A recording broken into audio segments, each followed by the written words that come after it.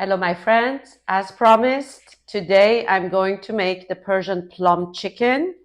It's a food that is from certain regions and you make it mostly at home due to the amount of saffron used in this food. And it has Bukhara plums from the city of Bukhara, but some people call it yellow plums or sweet and sour plums. It's like the Japanese ume plums. Okay, because we buy them dried, I soak them in hot water the night before to open them up because they have pits and we're going to cook with them. So I have put around 2 or 3 plums per person. We can use onions, but I use shallots because shallots are so much more easy on the stomach and they really dissolve in the food really well. So I always, if you don't have shallots, it's okay. You can use onions, a little bit of garlic. Now, traditionally, this food is made with tomato paste, onions, plums, saffron, and chicken, which I have browned before. I just didn't cook them, I just browned them. Now, I will show you 2 twists of the traditional recipe. One, instead of lemon, I add a little bit of Moroccan preserved lemons. And you see, this is tomato paste, but this is pepper paste, very sweet pepper paste, not hot, okay?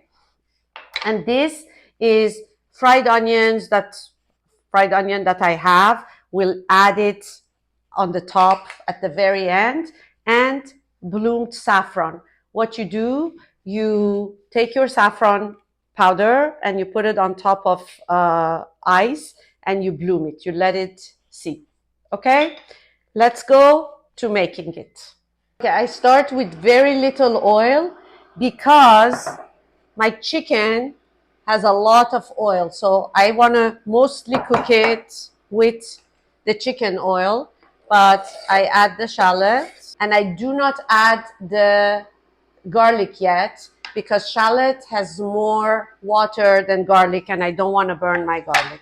So I basically use a little bit from the juice to soften the shallots.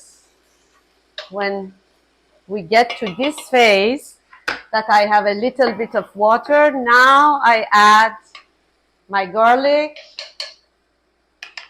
and now I add my pepper paste and my tomato paste, both tomato and pepper paste, and again a little bit of the juice, and we make a paste. I just ahead of time I sauteed them like a couple of minutes on each side. My preserved lemon, which is super salty. If needed, we can add a little bit more later, but for the time being, I don't add any salt because I want to know at what stage I am. Now, gently, you see all the water here? I add the water and the plums. And I want my plums to go in between the chicken, the saffron. Here, I'm going to show it this way. You have to be generous with the saffron. To finish off, I add a little bit of fried onion on top because it makes the sauce even saucier and it brings it together. Persians don't put, flour or starches in their food because we're going to eat this with rice. So at this point, we are done. And all it's left for us to do is to cook it. Then we are going to taste for salt, sour, and sweetness and all of it and the umami. Okay? This is done. So I turn them around and I want still cooked until when you put thermometer is at 160, around 165. But I can see also that it's not ready, and then I want to reduce it a little bit. So this is still not completely ready.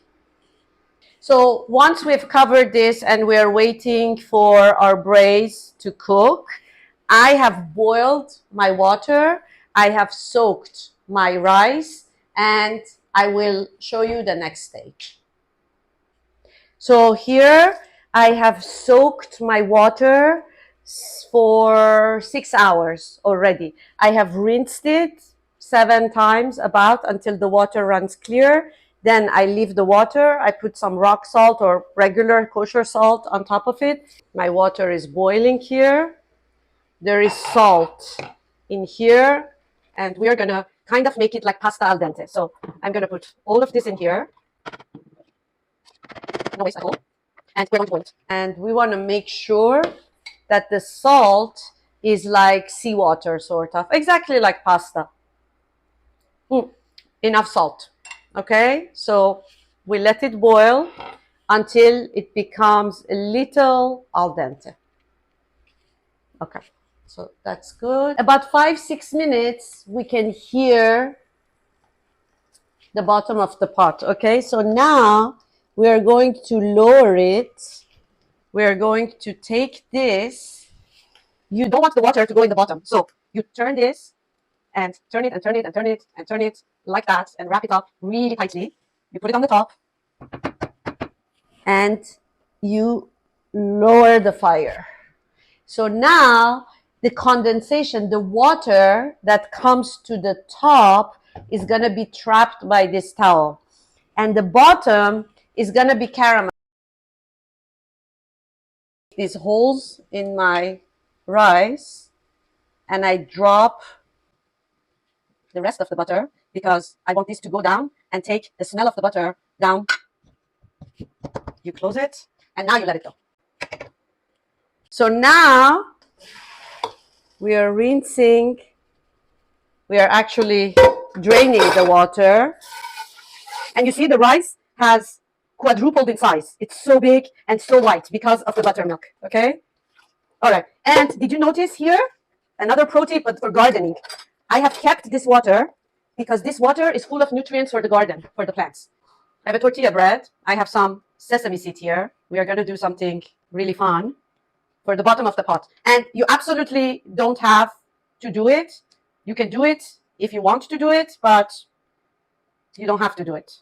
I'm going to show you the easiest way to do it, just to put it like that. But you can also cut another one and do, for example, like this, like latticed. More oil, little bit of water, not much, little bit of saffron. You can skip all of that. It's not, this is all optional. We just like it because we like it, okay? Now, I can take all of this together and put it like that, or I can deconstruct it. It's completely up to you because at the end, you will see what's going to happen. It's here. I put my rice.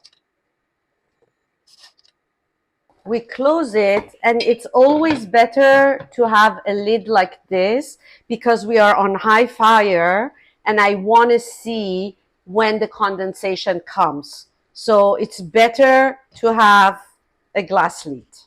Okay. Perfect. It's done.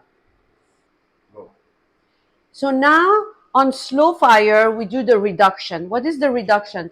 When we started, our stew was at this level. You see that?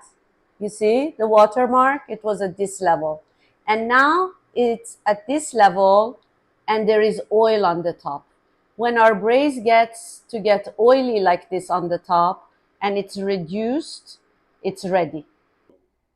So people ask me all the time, Bibi, when do you know when the tahdig is done? First of all, you can time it about 40 minutes, 50 minutes, 1 hour. Or you can do the spit test, which is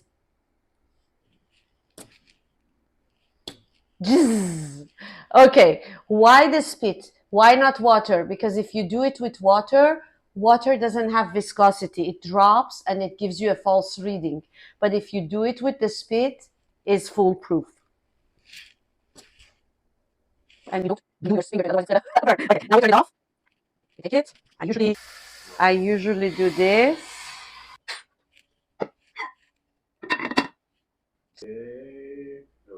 And you do 1, 2, and 3. Okay, you make sure you have something under.